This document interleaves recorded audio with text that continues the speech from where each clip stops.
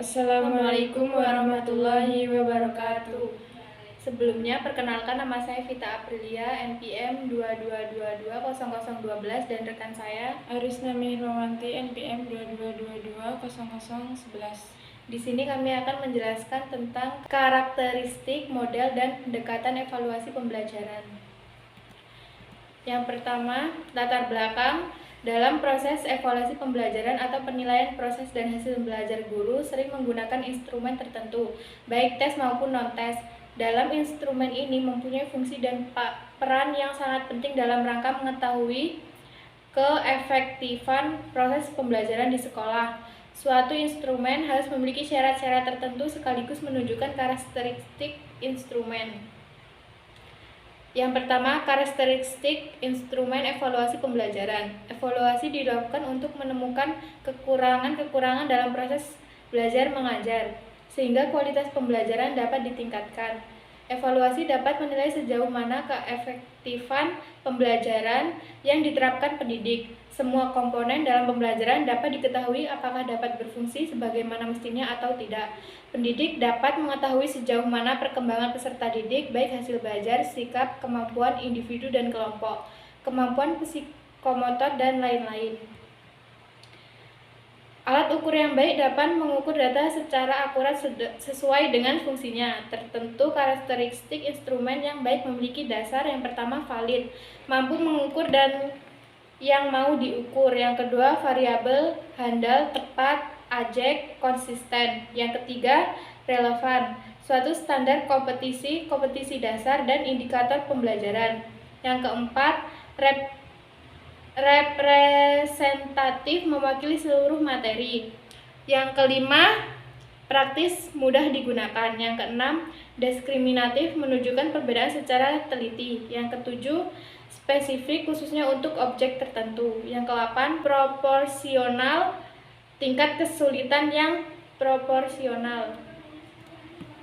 Yang kedua, model-model evaluasi pembelajaran.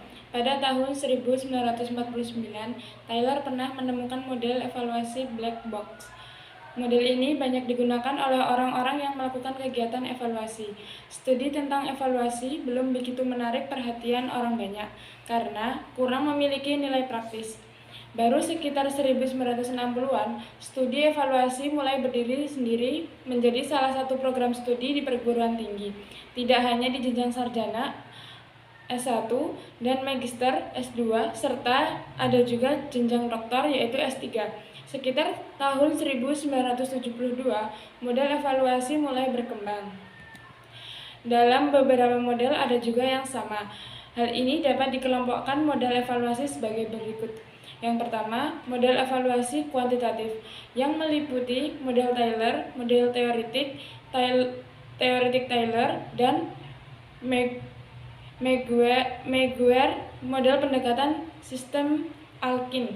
Yang kedua, model Contenance Stake, model CIPP, model ekonomi mikro, model evaluasi kualitatif yang meliputi model studi kasus, model iluminatif, dan model responsif.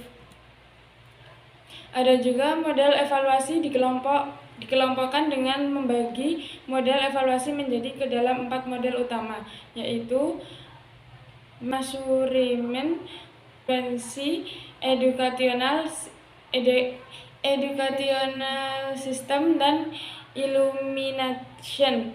Yang pertama, model Taylor, yang kedua, model yang berorientasi pada tujuan. Yang ketiga, model pengukuran. Yang keempat, model kesesuaian.